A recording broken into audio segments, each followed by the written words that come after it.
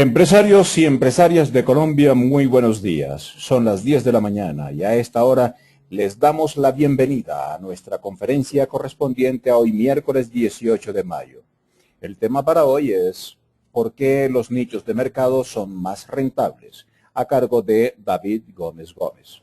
Yo soy José María Bolaño y junto con Stephanie Gregory los estaremos acompañando en la conducción de la conferencia de hoy.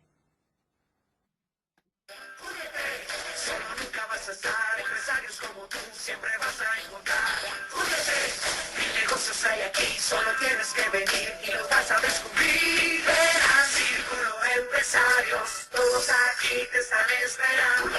Encuentros y miles de oportunidades, un lugar para ser más grande. Únete. Todos para uno y une para todos. www.circuloempresariosune.com. Antes de darle paso a la conferencia de hoy, les cuento quién es David Gómez Gómez. Él es el director de Bien Pensado, empresa que ayuda a las pymes a diferenciarse de la competencia y conseguir más clientes. MBA, consultor certificado y coordinador de Duct Tape Marketing para América Latina, www.bienpensado.com. Sin más preámbulos, doctor, le damos la bienvenida y queda usted con el auditorio bien selecto para el día de hoy. Adelante, doctor David. Muchas gracias, José María. Solo quiero verificar que tengamos el acceso a la pantalla. Un segundo. Muted. Ok.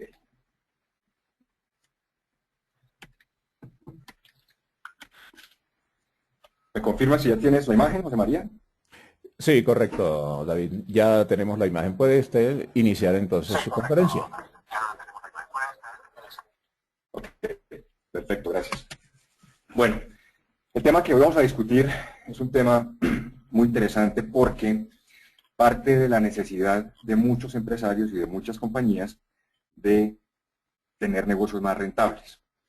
Uno de los principios que usualmente nos rigen es tratar de abarcar el mayor número de empresas posible. Y eso no necesariamente va en línea con la rentabilidad de las compañías. Entonces, así es como usualmente lucen nuestros mercados. Es una permanente batalla, es un océano rojo, parodiando un poco el tema de los océanos azules, de las estrategias más rentables, donde todos los días estamos enfrentando nuevos competidores, enfrentando compañías que llegan con un menor precio, promociones, actividades, y cada vez más los mismos mercados tienden a ser menos rentables por la misma presión de precios que ponen algunos jugadores. Entonces, realmente se vuelve una batalla campal donde las compañías tratan de salir lo mejor libradas posible, pero no necesariamente con negocios rentables y prósperos. Entonces, si así es como luce el mercado usualmente, y así es donde uno está compitiendo, es porque habitualmente la definición del grupo objetivo la vemos así. Y es simplemente una gran masa de personas que pensamos pueden llegar a requerir lo que nosotros vendemos. Sin embargo, esa es una visión un poco generalista, pensando que todo aquel que tenga dinero es cliente potencial o clasifica. Y nada más lejano de la realidad. Uno de los principales errores, creo yo, que a veces cometemos como empresarios, es pretender llegarle a un mercado indiscriminado porque presumimos que todas las personas van a requerir de nuestro servicio o de nuestro producto.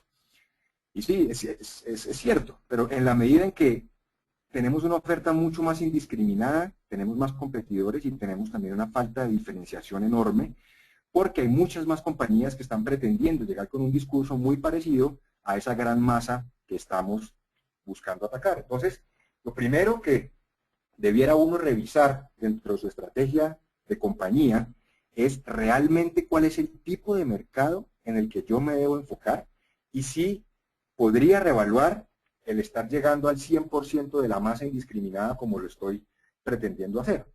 Entonces, si ese es el tema, ¿por qué no enfocarse en un segmento de mercado que tenga características homogéneas? Y ya lo vamos a ver, que son personas para las cuales lo que uno hace realmente va a ser mucho más atractivo, van a apreciar más lo que uno hace, van a estar dispuestos incluso a pagar un precio mayor.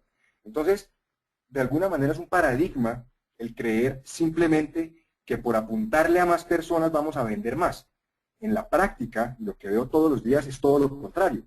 Entre más indiscriminada la oferta y más abierta el panorama, menos rinden los recursos y más ineficientes nos volvemos en tratar de dar razones de valor a las personas de por qué trabajar con nosotros. Entonces, la rentabilidad de las compañías no viene por llegar necesariamente a la gran masa, porque es que la masa no se va a sentir identificada con lo que hacemos, sino con realmente tener una mira telescópica a un segmento que tenga unas necesidades muy puntuales y muy específicas para las cuales yo pueda ser percibido como de mucho mayor valor. Esa es la idea y ese es el primer paso, que no es fácil para todos, porque obviamente uno presume, y es el gran temor que todos los días veo en los empresarios, el pensar que reducir el enfoque de su mercado lo va a hacer vender menos. Y es todo lo contrario.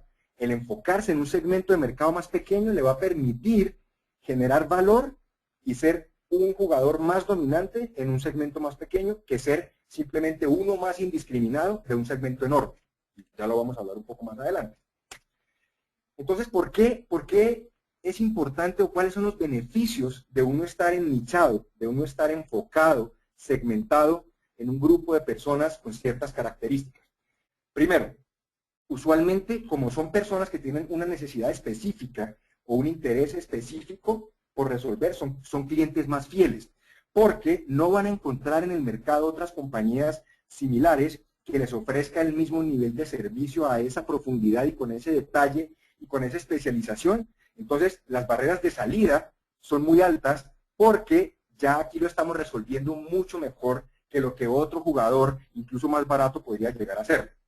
Segundo, ligado a lo que acabo de decir, pagan un mayor precio.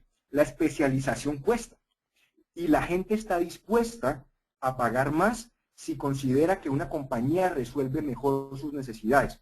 El problema es que uno como empresario tiende a nivelar el mercado por lo bajo y uno tiende a presumir que todo el mundo quiere comprar barato y que el precio es la variable más importante. Y en algunos casos indudablemente lo es, pero lo que estamos dejando de ver es la otra cara de la moneda, y es que hay una serie de clientes, empresas, personas que estarían dispuestos a pagar más si hubiera una mejor oferta en el mercado. El problema es que como todos nos nivelamos por el precio y por los costos bajos, en muchos casos no generamos unos valores diferenciales o unos beneficios por los cuales poder cobrar más. Y ahí es donde entramos nuevamente a esta batalla campal de la guerra del centavo, porque estamos tratando de ganarnos clientes por unos pequeños pesos, por unos pequeños montos de dinero, que el día de mañana cuando alguien le ofrezca otro descuento se va a ir. Entonces no hay fidelidad porque la decisión va a estar basada en el precio, no va a estar basada en la generación de valor, y ahora miraremos algunos ejemplos, que las personas pueden percibir. Si yo considero que por eso uno paga más, por ejemplo en la medicina, paga uno mucho más por ir a un especialista que sabe exactamente cuál es el problema que yo tengo en los huesos de mi pie o de mi mano. Un médico general puede ser más económico, pero no está tan preparado o no me va a dar la retroalimentación que yo quiero para efectivamente solucionar lo que yo necesito. Entonces, primero, son clientes más fieles, por lo que decíamos, las barreras de salida van a ser más altas porque no hay quien resuelva lo que resolvemos de la misma manera.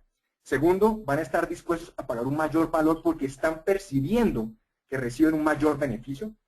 Tercero, usualmente los nichos de mercado tienen un menor número de competidores, porque no para todas las compañías estos nichos de mercado son económicamente atractivos o económicamente viables. Pero si uno piensa, por ejemplo, en pequeñas y medianas empresas, que son compañías que no requieren enormes niveles de ventas como las multinacionales, sino que pueden ser mucho más ágiles, mucho más flexibles y mucho más efectivas en mercadearse en segmentos más pequeños, va a ser mucho mejor negocio. Entonces, si bien un segmento puede no ser atractivo para una gran empresa o para otro jugador que ya tiene una infraestructura montada para su mercado masivo, yo como pequeña o mediana empresa puedo diferenciarme a través de atender mejor ese mercado. Cuarto, optimiza recursos. Y esto es muy sencillo. Y es, obviamente, yo pretender llegar a 2 millones de personas me va a costar mucho más que si pretendo llegar a 10.000 personas o a 1.000 personas. Entonces, solamente el hecho de comunicarme con mercados mucho más grandes, con muchas más alternativas, me va a implicar un mayor número de medios de comunicación, una mayor infraestructura, mayores recursos en general para poder administrar el solamente exponerme a este mercado. Entonces, aquí es, realmente yo estoy poniendo el dinero y la inversión donde yo considero que me da un retorno mucho mayor, en vez de disparar con perdigones, me voy con mira telescópica, y ahí el dinero invertido me genera mucha más rentabilidad que simplemente salir a ver a quién le cae y a ver quién me responde con ese tema. Y el quinto punto es que usualmente es un mercado lo suficientemente atractivo en términos de dinero. ¿A qué me refiero con esto? Uno de los temores, o el temor más importante para uno enfocarse o reducir el foco de su mercado, es pensar que no va a haber gente suficiente o clientes suficientes para yo alcanzar el nivel de ventas que espero como compañía.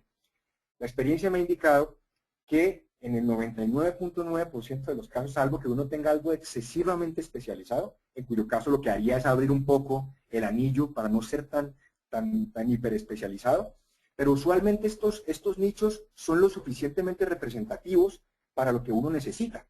Y no nos quedemos solamente en que el nicho puede ser en su ciudad. Usted puede buscar ese mismo nicho ahora en otras ciudades. Es decir, el crecimiento de la compañía no va a depender solamente de buscar otra gente que no le interese, que sería desenfocarse, sino buscar más gente como ese nicho.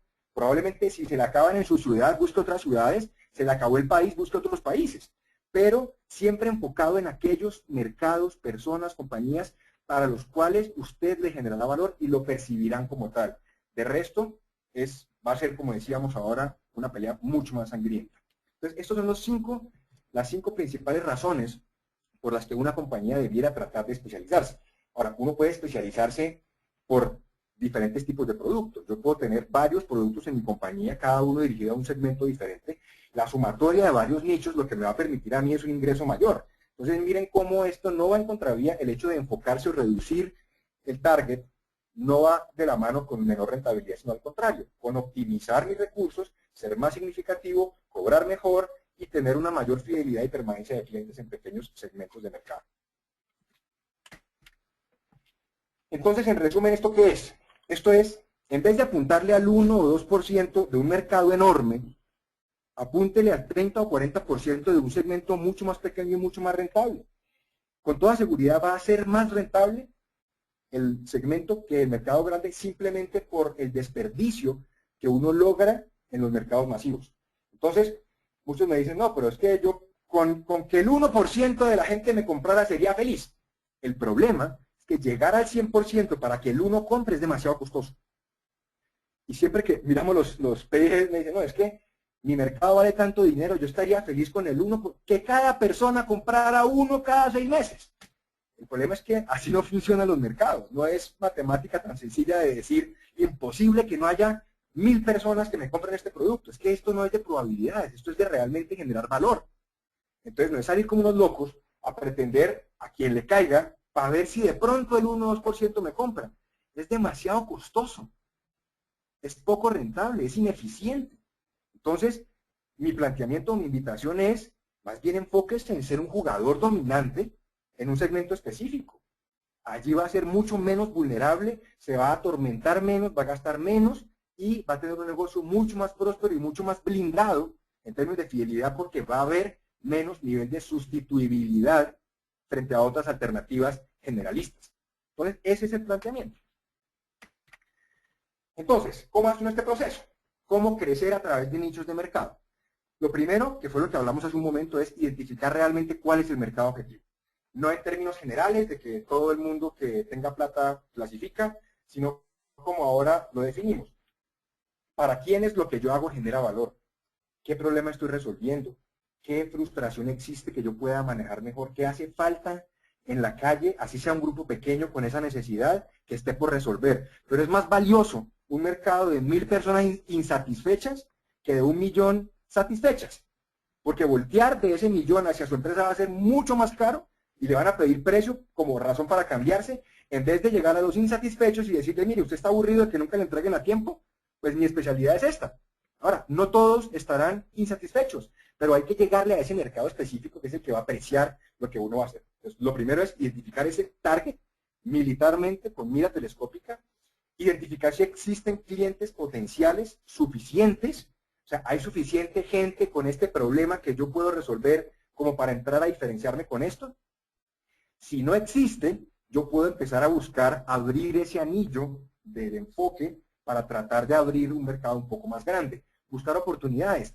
¿A quién más le podría servir lo que yo ofrezco? ¿Qué otros usos puedo tener para mi producto? ¿Qué otros mercados se podrían beneficiar de esto? Y es tratar de salir un poco de la caja en términos de no es solamente vender donde vende la competencia. ¿Qué otras alternativas para ampliación de mercado o para ampliación de producto puedo tener como compañía que me permite tener una representatividad importante en términos de tamaño de mercado? Y reitero, usualmente el tamaño de los nichos es suficientemente rentable y genera el suficiente dinero para que muchas compañías vivan tranquilamente. Y si quiere crecer, como tenemos en la gráfica de abajo a la derecha, uno puede ir incrementando diferentes nichos de mercado con pequeñas participaciones que van a ser mucho más rentables que simplemente el nivel de ingresos. Entonces, si no hay claridad en que el mercado sea lo suficientemente grande, se pueden identificar, abrir un poco el anillo y buscar otras opciones de otro tipo de consumidores u otro tipo de productos complementarios para esa necesidad. Si definitivamente considera que sí, dispare. Es decir, apunte y ahí sí enfóquese en comunicarle a ese mercado que usted es el que mejor resuelve los tiempos de respuesta, que usted es la compañía especializada en resolver temas para las farmacéuticas, que usted es la compañía especializada en resolver una necesidad. Porque ahí es donde la construcción del posicionamiento le va a permitir adjudicarse y que el mercado le dé las credenciales para decir, sí señor, cuando yo deba justificarle a mi jefe por qué trabajar con su compañía, yo claramente le voy a poder decir porque esta es la compañía más especializada en este tema. Aunque otros son más baratos, este conoce mucho mejor mi proceso con mis necesidades. Entonces, ahí es donde genera valor el estar enfocado. Algunos ejemplos de especialización. Las Vegas. Creo que cuando uno habla de Las Vegas, lo primero que se le viene a la mente es diversión y casinos. ¿Sí? Las Vegas pudo haber tenido muchos otros temas en los cuales enfocarse, que es que ese es otro de los puntos. Una vez tiene muchos beneficios que uno cree que son importantísimos para la gente, que cuando le preguntan no son tan importantes, la gente le termina a uno diciendo el mercado, qué es lo que considera importante, pero es tomar una decisión. La diferenciación parte de elegir un camino, de elegir una diferencia, de elegir un argumento que le permita a usted sustentarlo frente a su mercado objetivo. Uno no puede ser todo, uno no puede ser 20 cosas a la vez. En este caso de Las Vegas, su enfoque es claro. Usted quiere divertirse o casinos, Las Vegas. ¿Sí? Quiere otras cosas, habrá, aunque Las Vegas tenga otras ventajas, ojo, claro que las tiene, pero es que tiene que escoger, porque si no empieza a competir con otra serie de destinos que pueden llegar a ofrecer lo mismo. Entonces Las Vegas se nicha y se centra en fortalecer su percepción de diversión y de casino. Y por eso no hay ninguna otra ciudad en el mundo que genere mayor tráfico de transacciones y dinero en términos de diversión y casinos como Las Vegas, porque está especializada en ese tema. Y a alguien que quisiera competirle a ese posicionamiento le va a costar mucho trabajo porque ya lo tiene en Las Vegas. Otro ejemplo similar ya en nuestra región es Costa Rica. Costa Rica desde hace muchos años ha venido siendo coherente con el tema del ecoturismo, con promover su pura vida, con promover planes naturales, con invitar a las personas a que conozcan la riqueza y las posibilidades. Y si ustedes se ponen a ver en América Latina, creo que la gran mayoría de nuestros países tienen cosas muy parecidas. Muy parecidas. Todos tenemos naturaleza abundante, tenemos Amazonas, tenemos cascadas, tenemos ríos, tenemos las mismas variables. ¿Por qué Costa Rica genera mucho más turismo que el resto de nuestros países? Porque se enfocó, porque cuando uno ve las campañas de comunicación de nuestros países, todos decimos lo mismo, todos decimos, es que aquí hay naturaleza, la gente es una maravilla, conozca la parte antigua, uno no puede ser 10 cosas. Entonces, si uno se enfoca, ahora, obviamente Costa Rica tiene más beneficios que solamente el ecoturismo, por supuesto, como un país próspero tiene otras bondades, pero tenía que escoger algo para pegarle a la cabeza de la gente y decirle, mire, cuando piense en ecoturismo en América Latina, piense en Costa Rica. ¿Sí? Pero eso no lo hubiera logrado si además se hubiera dedicado a hablar 40 cosas donde hubiera entrado a competir con Venezuela, con Colombia, con Perú, con Ecuador, con Argentina, con Chile, Centroamérica, etcétera, etcétera, etcétera. Entonces, es poco y es empezar a apostarle para ser un jugador dominante frente al resto de otros productos. Otro ejemplo, esta es una compañía en Bogotá que se llama 20water.com. Piensen en el mercado del agua embotellada. Como en todos los países hay unos grandes monstruos que juegan allí, las grandes compañías gaseoseras o las grandes compañías cerveceras. Entonces, pretender uno pelear en ese modelo, pues es absolutamente irrisorio porque los niveles de inversión son tan altos, el nivel de distribución logística es tan costoso y tan intensivo que sería imposible. Esta compañía, ¿qué decidió? Simplemente vender agua con significado. Y es que le pone a cada una de sus botellas un mensaje para que una persona se la regale a otra y le diga, mira, yo te quiero dar agua de amor, te quiero dar agua de alegría, te quiero dar salud, perdón, libertad, prosperidad, lo que sea. ¿Sí? Entonces, claro, este es un mercado infinitamente más pequeño que el mercado de agua masiva que venden en todos los establecimientos comerciales. Pero con toda seguridad es un mercado mucho más rentable, donde el tipo de consumidor que va a estar adquiriendo este producto va a estar valorando ese aspecto. Además tienen un sustento muy bonito detrás, y es que las moléculas del agua, dependiendo de cada uno de los significados, tienen diferentes simbologías. Entonces, no es otra cosa que simplemente, en términos de concepto de marketing, de un empaque atractivo y de un significado, entrar a robar una participación. Entonces, uno podría llegar a pensar que 20water no compite ni siquiera con las aguas, compite con los regalos, compite con tortas, con pasteles, con chocolates, con vino, con qué sé yo, por la razón de uso del producto. Entonces, cuando uno ya está nichado, además, este tipo de cosas generan voz a voz, generan de qué hablar. No es solamente lo de todo el mundo que es un agua que viene del manantial, no sé qué, súper rica, natural. Es el mismo concepto de todos, ahí no hacemos nada. Pero llegar a decir algo diferente, que le genere realmente a las personas una razón para probar el producto, para regalarlo o para comentarlo, en cualquier otro contexto genera mucha más rentabilidad que salir como un loco a hablarle a todo el mundo. Este es otro ejemplo interesante. Es una compañía norteamericana que se llama Skinny Cow. Skinny Cow traduce la vaca delgada, ¿sí? Y son helados exclusivamente dietéticos. Ellos no venden helados normales. Son, digamos, su foco son helados dietéticos. Y yo los defino como pecadores dietéticos, que somos todos aquellos que nos encanta comer dulce, pero que tenemos un enorme cargo de conciencia todo el día por estar consumiendo estos productos. Entonces, cuando uno está enfocado, le permite enviar un mensaje mucho más directo. Ellos no son helado, son Skinny Cow. Y Skinny Cow ya es sinónimo de helados dietéticos o bajos en calorías. Y eso ya le permite jugar con el logo, que es una vaca simpática con un metro enrollado en su cintura, con un empaque, con un mensaje. Entonces, lo fortalece frente al resto de compañías que venden helados, que tienen una línea dietética. Este es el especializado. Si usted quisiera consumir un helado dietético, probablemente le va a creer más a la compañía experta en helados dietéticos que a una heladería cualquiera que ahora sacó su versión dietética. Esa es la diferencia. Entonces, claro, ¿qué hubiera podido decir Skinny Cow? Apuntémosle a todo el que coma helado en el mundo. Pero es que hay 120.000 millones de jugadores. Aquí es no. Vamos a apuntarle a aquellos que les gusta el helado, pero que les remuerde la conciencia y quieren tener un producto bajo en calorías. Foco. Nuevamente, esto es foco. Otro ejemplo, esto es una compañía que se llama Home Vestors en Estados Unidos. Perdonen la calidad de algunas fotos, algunas fueron tomadas con mi propia cámara, con mi celular, y entonces no siempre son de la mejor calidad. Y estos tienen una campaña muy interesante que se llama We Buy Ugly Houses, que significa compramos casas feas. Pocas veces veo un mensaje tan directo como este, ¿no? Y es, usted tiene una casa que está acabada y quiere venderla, yo se la compro. Entonces, no se van con los mismos conceptos de diseño, de valorizaciones, sino que mire, usted tiene una casa fea, yo se la compro.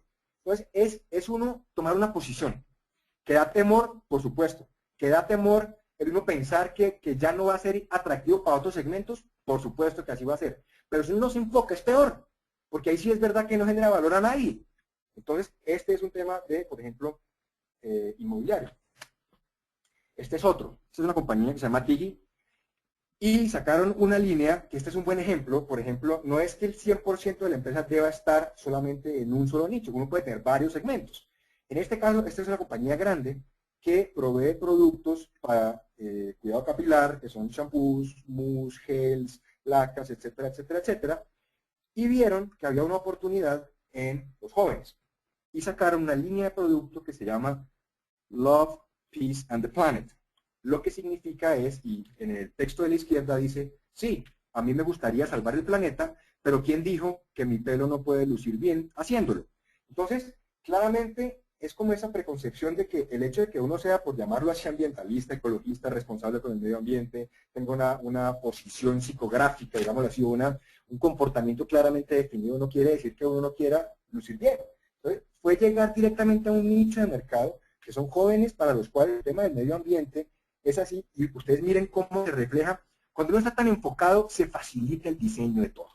El logo es claro, el símbolo de la paz, la imagen de la niña allí haciendo con su mano el símbolo de la paz. Entonces, se facilita porque el mensaje es demasiado concreto. Se facilita contarle a la gente el cuento. Entonces, en este caso, jóvenes ecologistas que querían lucir bien. Y fue alternativa frente a miles de productos que ya existen para el cuidado capilar. Este es otro ejemplo que es, perdón, esto es una farmacia en Chile. Salcobran es una cadena de farmacias, sin embargo, sacaron o construyeron una farmacia específica, un punto de venta nostálgico, llamémoslo así. Y es donde recrean las boticas de comienzos de siglo. Venden los mismos medicamentos que hoy en día compramos, como en cualquier parte, pero solamente crear una experiencia diferente para aquellas personas que de alguna manera aprecian un consumidor mayor probablemente, o muchos de nosotros que añoramos experimentar ciertas épocas pasadas, pues su concepto para este era ese. Visita la botica Salcobran, este punto de venta, para que experimentes cómo funcionaban las boticas de comienzos de siglo. La decoración es antigua, los que atienden el mostrador están vestidos como de la época, los productos son los de hoy, pero crean un diferencial y una especialización basada en este caso en un nicho que es personas nostálgicas y que les parece interesante tener una experiencia diferente a otro tipo de productos. Entonces, yo puedo dirigirme a esta farmacia en lugar de otra simplemente porque la experiencia que puedo vivir es mucho más placentera para mi estilo de vida. Este es otro caso, esta es una diseñadora colombiana.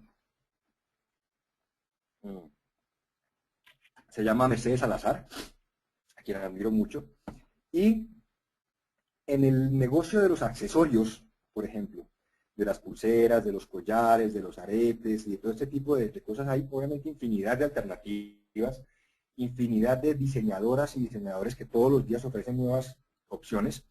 Y ella se fue por un camino que me parece a mi modo de ver muy interesante y fue darle concepto también, así como parecido al tema del agua, a las pulseras o a los collares o ese tipo de cosas. Esto que aparece en la foto es una pulsera que se hizo conmemorando un ataque violento en una población de Colombia hace 10 años y con eso se recogieron fondos para eso.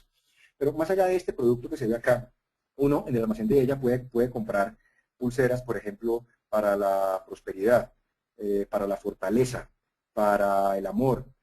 Y son piedras que tienen significados diferentes, con lo cual, nuevamente, no es el valor de la piedrita con la pulserita o con el hilito. El valor radica en el mensaje que para mí representa eso. Y tiene mucha historia para uno contar detrás. Entonces, miren también cómo no pasa por un tema de costos, no pasa por un tema de un producto similar, sino un tema de un concepto donde le apunta claramente, yo lo defino como librepensadores, como personas que tienen otros intereses en la vida, personas que aprecian estos mensajes, personas emotivas, personas afectivas. Claramente no es para todo el mundo, pero definió que ese era el tipo de segmento al cual ella podría generar más valor y se sale de competir en precio con los productos regulares. Y este es el último ejemplo de una gran cliente que yo aprecio mucho, que es Clarita Mesa y Cocina. Ella se dedica básicamente a hacer comidas y cenas empresariales para juntas directivas o para casas de personas naturales, para eventos sociales. Y uno de los desafíos que tenía era, compite con empresas de muy bajo precio, con banqueteros, con otras opciones, donde la comida de ella pues, era un poco más elaborada y tenía otra serie de beneficios, pero entonces tocaba decidir finalmente si entrar a competir en unos menús masivos o en unos menús más exclusivos. Y en este caso la decisión fue enfocarse en paladares epicúreos. A lo que me refiero es que son personas que no solamente aprecian la calidad de la comida, que es extraordinaria por encima de cualquier otra, sino toda la logística que está detrás. Clarita Mesa y Cocina usa para su nicho de mercado, especialmente lo define como personas que aprecian una muy buena comida, la puntualidad y que no tengan que entenderse de nada, porque ella lleva el mantel, los cubiertos, llega 2 horas antes, o sea, no hay sorpresas. Que ustedes saben, cuando uno tiene un evento, si algo lo atormenta, es que no llegue la gente del catering antes que los invitados. No hay cosa peor que ya una vez hay gente en la casa, empiece a llegar todo el menaje y estas cosas. Clarita Mesa y Cocina se enfocó en vender ese beneficio para las personas que aprecian eso. El que no le importa no va a ser cliente de ella, clarísimo. Pero el que le importa va a estar dispuesto a pagar por eso, a pagar por la calidad, a pagar por el cumplimiento, por llevar 3 personas para que tengan el evento, para que usted no se estrese. Reitero, no todo el mundo va a pagar por eso, pero el que lo paga es clarísimo, no hay competencia tanta en ese sentido como lo puede haber en otras. Entonces, para finalizar, ¿cuál es la invitación? Primero, revise su mercado. ¿Se podría especializar más? ¿Podría usted identificar algún nicho de mercado dentro de lo que hoy en día atiende que sea más pequeño y usted se pudiera trincherar más fuertemente allí para blindarse? ¿Podría generar mayor valor? ¿Podría diferenciarse? No ser aguas tibias, sino ser radical con su comunicación y con su foco. ¿Puede optimizar recursos? Por querer llegar de pronto a un mercado muy grande, no está siendo lo suficientemente consistente y efectivo. Y si es así, si encuentra ese espacio y ve esa oportunidad, promuévalo frenéticamente, directamente, no con aguas tibias, no con mensajes ambiguos. Diga que usted es el especialista por esto. Si a usted le gusta esto, bien, y si no, no. Entonces ya comunicar esa focalización es mucho más sencilla, es mucho más fácil yo saber ya dónde los voy a encontrar, en qué medios voy a pautar, qué mensaje les voy a decir, etcétera, etcétera, etcétera. Esto lo que permite a las compañías es poder ser mucho más eficientes, mucho más rentables, matarse menos y realmente generar mucho mayor valor a los clientes. Entonces, antes de que pasemos a nuestras preguntas, aquí hay algunos recursos de mercadeo para las personas que estén interesadas, pueden consultar. Tenemos un blog, donde está la primera dirección, tenemos nuestra página en Facebook, tenemos nuestra cuenta en Twitter, también tenemos algunas presentaciones de diferentes temas de mercadeo. Todo esto es gratis, ¿no? En SlideShare también tenemos unos videos educativos en YouTube sobre diferentes temas. Bueno, y aquí la hay un poco como una reseña de lo que hago y de lo que hemos desarrollado en la compañía. Entonces, José María, quisiera más bien abrir la oportunidad para, si algunas personas tienen alguna inquietud, alguna pregunta, pues podamos usar el tiempo que nos queda para conversar. Correctamente, David. Sí, vamos a tener una sesión de preguntas por parte de los empresarios y las empresarias que han estado conectados en la mañana de hoy desde muy temprano. Pero antes de darle paso a las preguntas de nuestros interlocutores, quisiera recordarles que estas conferencias, en especial la del día de hoy, gratuitas, llegan a ustedes gracias a Enlace Operativo, UNE, Banca Pyme Colpatria, Microsoft Office y Giros Envía. Gracias a esta sinergia entre Unipymes, la Universidad de las Pymes Latinas, y estas empresas y entidades es posible llegar a ustedes todos los miércoles con estas conferencias gratuitas.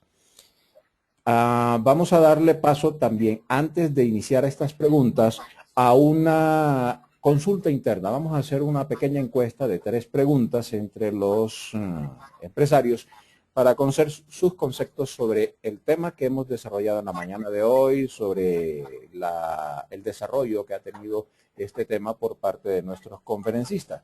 Pero antes de esto, escuchen ustedes el siguiente mensaje. Hola, Soy un empresario y hago parte del Círculo Empresario Sucre. Una comunidad para empresas como la tuya y la mía. En la que juntos aprendemos, compartimos y nos fortalecemos. De Círculo Empresario Sucre, pertenecer es muy fácil. Todo es para uno y uno es para todos. Círculo Empresario Sucre. Ellas ya. 510141.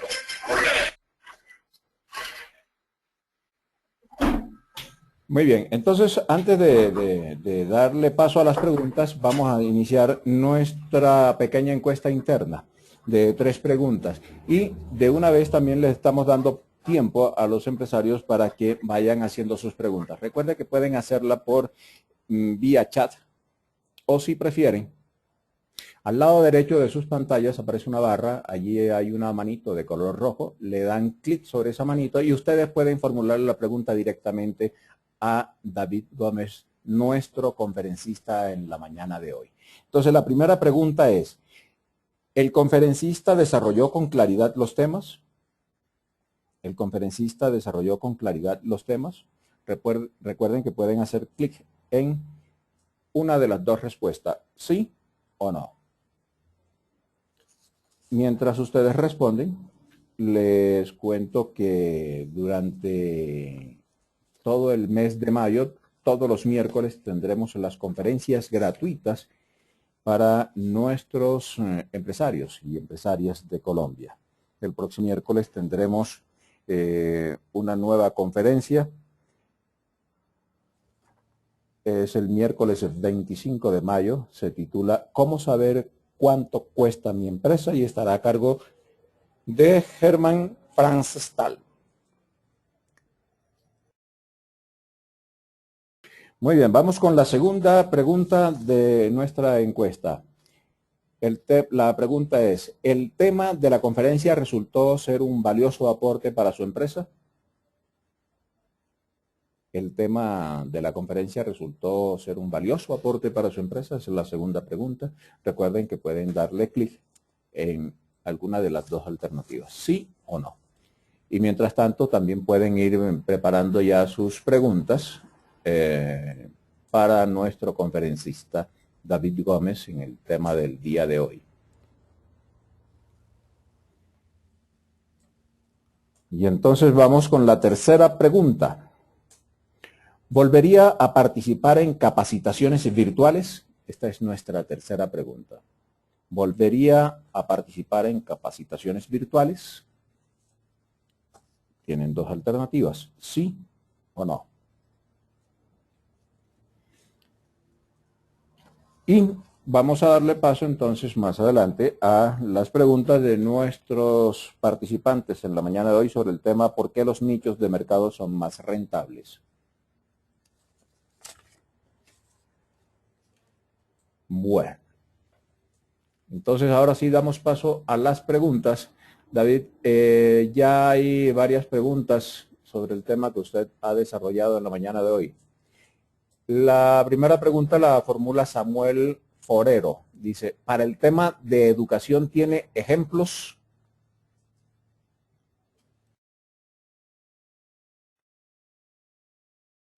David.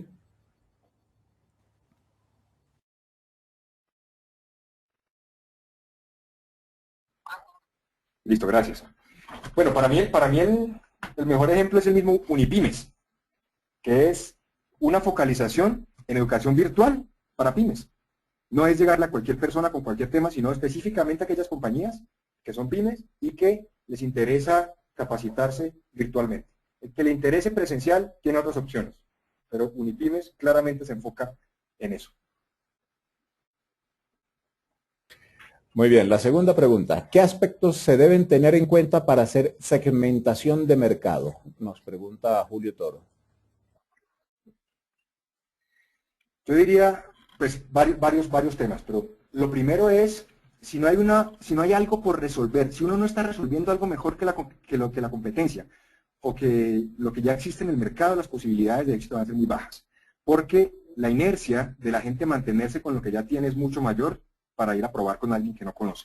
Entonces, lo primero es preguntarle a los clientes, o preguntarle al mercado, ¿qué le falta? ¿Qué necesita resolver? ¿Qué considera que los oferentes actuales no están resolviendo bien? Si ya tiene clientes, preguntarles a ellos ¿Por qué trabajan con su compañía? ¿Por qué lo siguen haciendo? Si hay otras opciones, ¿por qué trabajan con ustedes? ¿Por qué lo recomiendan a sus amigos? Algo tiene que estar haciendo bien que de pronto no ha capitalizado y es lo que el mercado está percibiendo. Entonces es tratar de identificar ese aspecto percibido por el mercado, no por la compañía en una reunión, sino en el mercado, en el cliente, en los clientes potenciales, que creen que hace falta y que usted podría resolver mejor.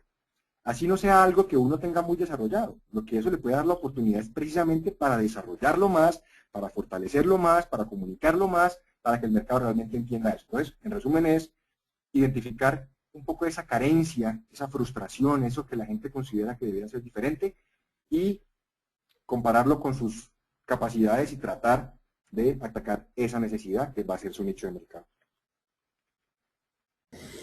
Samuel Forero nos complementa la primera pregunta que le había formulado inicialmente. ¿Qué experiencia conoces sobre el segmento de educación escolar? ¿De educación qué, perdón? Educación escolar. Sí. ¿Qué experiencia conoces sobre el segmento de educación escolar? Eso es un complemento de la primera pregunta que había hecho sobre el tema de educación, que qué ejemplos tenía. Ok. Sí, digamos, pues como lo decíamos, no le veo mucha diferencia a la pregunta, pero pues más o menos es lo mismo que decíamos ahora y es tratar de llegar a un segmento con una necesidad específica.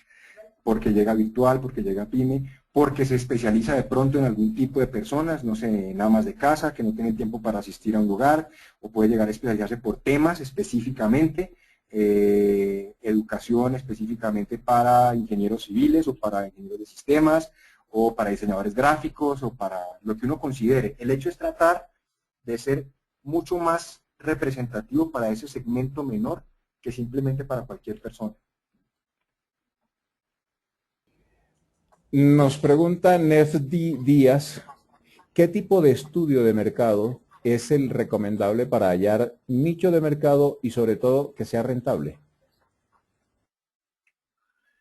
Bueno, hay varias alternativas. Yo particularmente soy muy partidario de las cosas un poco prácticas porque no todos contamos con los recursos necesarios para hacer grandes investigaciones. El que habitualmente, por ejemplo, trabajamos nosotros es preguntarle a 8 o 10 clientes que ya están con la compañía las preguntas que hablábamos ahorita. Y es, ¿por qué nos escogen? ¿Por qué trabajan con nosotros? ¿Qué insatisfacciones existen? Y una vez identificamos esa hipótesis de que pareciera que por este camino es donde uno se va a tratar de indagar ya más en profundidad qué tanta gente puede haber con este mismo problema. Entonces casi que uno podría arrancar con una fase exploratoria, llamémoslo así, para tratar de detectar esos primeros destellos de oportunidades. Si algo tiene sentido y es viable para la compañía fortalecerlo, pareciera que es un lugar donde valdría la pena profundizar. Ya si uno se va con 2 o 3 hipótesis de que estos pueden ser los caminos, ahí ya puede hacer una investigación un poco más profunda, con una base un poco mayor o en otras ciudades, tratando de identificar personas con esas características para tratar de potencializar eso. Ahora, en mi experiencia uno no requiere necesariamente 1000 clientes, dependiendo de las compañías, por supuesto. Pero en muchos casos uno con 20, 30, 50, 100 clientes realmente está funcionando muy bien. Entonces también es un poco alinearlo con las expectativas de qué tantos clientes requiere para venderle un producto a un precio promedio de tanto para que le dé el ingreso que usted necesita. Y ya eso le va a definir si ese número de clientes potenciales los hay en la calle o no. Juan Carlos Molina pregunta, en una empresa de ingeniería, ¿cómo se podría buscar el nicho? Pues dependemos de los proyectos. Claro, pero así como, pero uno también se posiciona como empresa de ingeniería en qué tipo de proyectos trabaja. No todas las empresas de ingeniería tienen la misma focalización, los mismos tipos de clientes, las mismas fortalezas o los mismos frentes. Digamos que el principio es básicamente el mismo y es qué tipo de servicio o qué tipo de segmento podría yo llegar a atender mejor que el resto de empresas de ingeniería y que yo pueda salir a promover que yo soy el especialista especialmente en eso. También nos pregunta Roque Alexis Avilés Viloria. La pregunta es la siguiente. Somos una industria molinera de arroz. ¿Qué recomendaciones nos daría para llegar o crear un nicho de mercado efectivo? Pues no conozco en mucho detalle el tipo de industria, sin embargo he tenido aproximaciones con otro tipo de productos que de alguna manera se ven muy afectados por los precios, que son hasta cierto punto percibidos como commodities. De los caminos que, por ejemplo, en oxidantes para mejorar su salud en ese se ha enfocado mucho en aplicación, en arroz calidades, por el producto, no es el arroz común, para un segmento más, qué sé yo.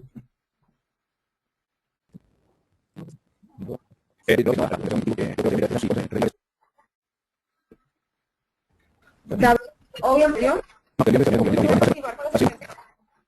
somos una empresa y en valencianos también.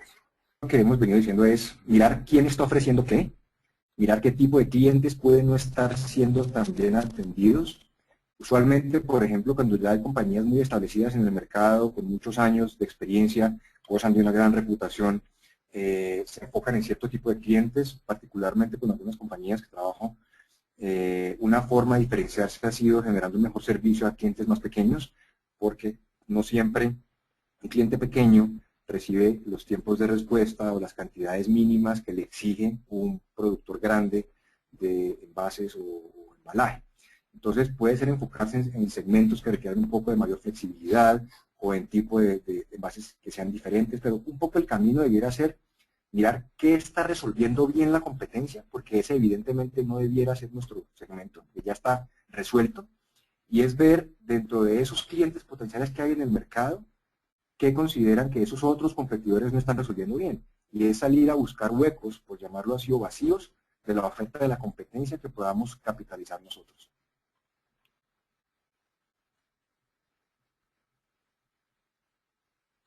Ok, perfecto. La siguiente pregunta es, ¿qué es Guaira? Si son confiables para participar en la formación del desarrollo de emprendimiento empresarial y la consecución de los recursos económicos. ¿Me la podías repetir, porfa, que no entendí bien al comienzo?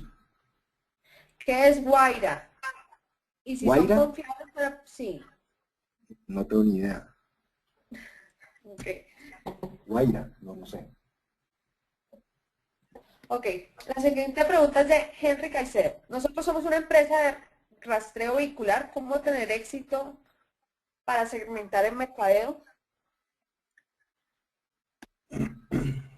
Yo creo que es un poco el mismo proceso que hablábamos. Obviamente esto requeriría pues, conocer un poco más en detalle la industria, pero lo que siempre debemos estar buscando es qué hay por resolver que alguien no esté resolviendo bien.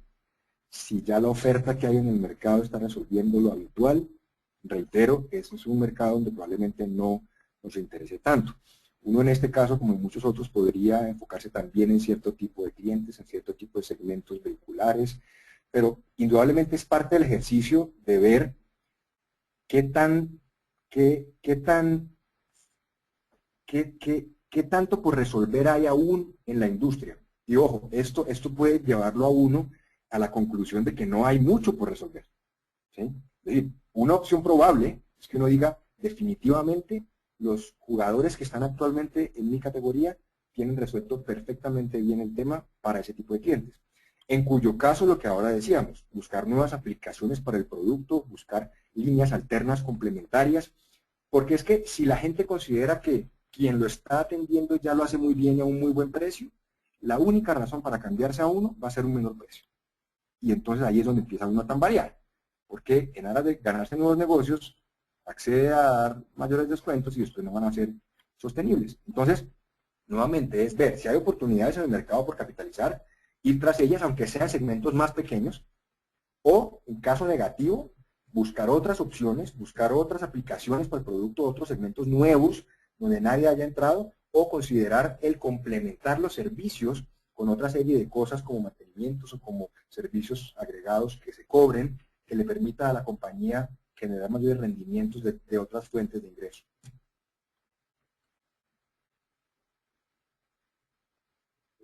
Correcto, David. La siguiente pregunta es de ¿qué estrategia podemos usar para llegar a más mercado? Sería pensar muy bien el proceso que hablamos ahora, cuál es el tipo de segmento que estamos atendiendo con los muebles. Somos fabricantes que le entregan a comercializadores o somos comercializadores, nos interesaría llegar al consumidor final, de pronto con temas de diseño, con temas de hogares jóvenes, con muebles funcionales, con aplicaciones distintas, y qué hay dentro del mercado que la compañía pudiera explotar, bien sea para llegar al cliente final, si es que no lo está haciendo, o para tener una mayor presencia en los puntos de distribución.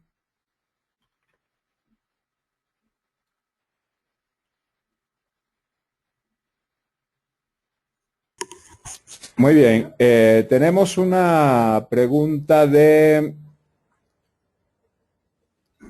J. Francisco Casas. Dice, ¿yo cómo focalizo un nicho, un mercado o segmento, un negocio si mi competencia son las grandes superficies, almacenes de mercado, almacenes de electrodomésticos, etcétera? Ejemplo, venta de neveras, televisión, etcétera.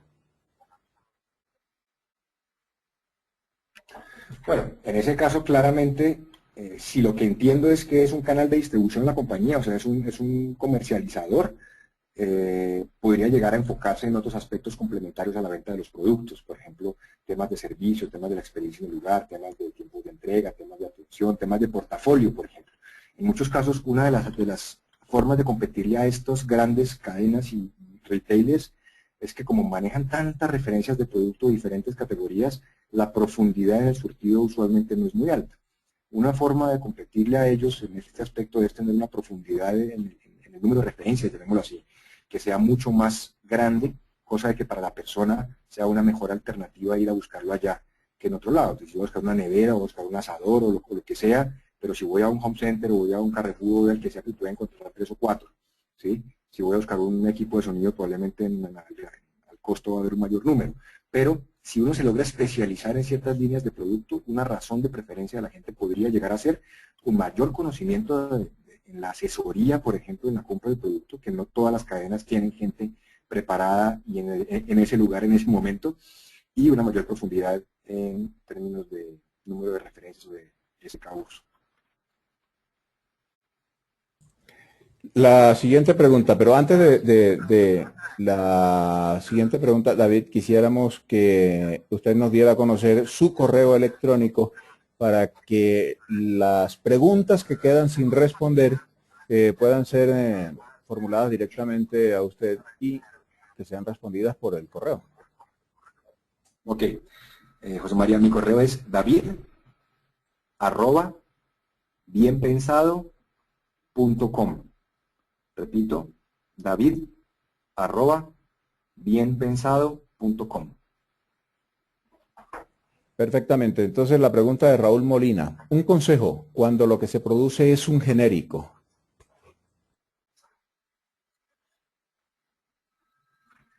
¿Me repites, por favor, José María? Sí, Raúl Molina te pide un consejo. Dice, cuando lo que se produce es un genérico, ¿cuál sería ese consejo? Mira, lo mejor que te podría recomendar es, nosotros escribimos varios ejemplos de casos de mercadeo en la página que se llama www.nuggets de mercadeo. Nuggets es N-U-G-G-E-T-S, nuggetsdemercadeo.com. Y ahí al lado derecho hay una serie de categorías en las que uno puede ver ejemplos de diferentes productos, cómo han logrado diferenciarse. Hay una categoría especial que se llama commodity, que son productos genéricos. Allí vas a encontrar casos de arepas, de huevos, de piñas, de diferentes productos que tienen problemas, digamos, en industrias genéricas y cómo han logrado diferenciarse. Casos del azúcar, por ejemplo, que un poco lo que han hecho son cosas similares. Y es tratar de apuntarle a nichos más pequeños, de pronto a nichos infantiles con temas de Disney, o simplemente arepas que ahora vienen con portarretratos, o azúcares que vienen con diferentes mezclas, azúcares light, empaques de azúcares que traen mensajes de amistad. Es decir, hay muchas ideas en las que nuevamente el principio que aplica es tratar de llegar a un segmento mucho más pequeño. Por ejemplo, en el tema del azúcar lo que se ha hecho es hiperespecializar los usos. Uno antes iba a comprar azúcar y era un solo azúcar. Ahora hay por ahí 12 tipos de azúcar, entre azúcar con calcio, azúcar con omega, azúcar morena, azúcar light, azúcar semi-light, azúcar de 40.000 clases. Lo que eso está atacando son pequeños grupos de consumidores que tienen necesidades mucho más específicas para los cuales competir con el azúcar genérica no va a ser una opción, que es un poco un ejemplo de lo que pasa con los genéricos. Efraín César Vidal Olortegui nos pregunta, una estrategia de comunicación para focalizar los nichos de mercado, ¿en qué periodo o tiempo puede desarrollarse?